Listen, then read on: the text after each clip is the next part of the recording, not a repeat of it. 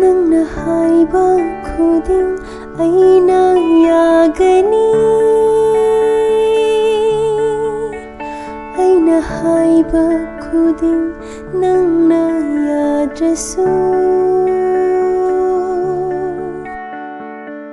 Nungsibana phamdadi aigi leiramloi Nangbu nungsibadi thamoida thalli Nanggi nungsibana ngauduna chatpa kuiraroi Chatpa soiraroi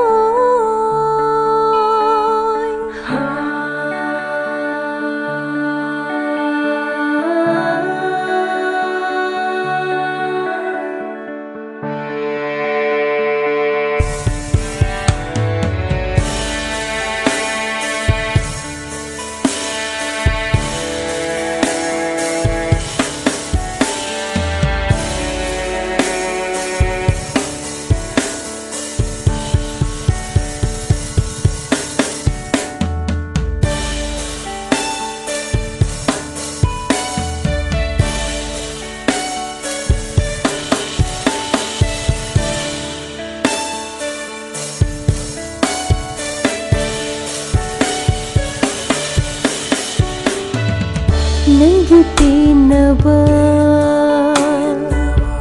Nangna NOKNABA Nangna nungai naba Tharakpani aidi NONGDAMBA mana NONGDAMBA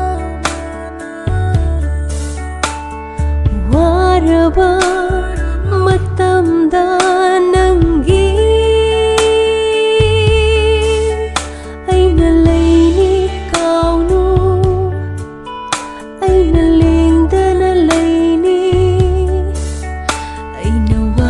Sunang budi wahalloi awabana yong labahak changni amana maning thumkhibada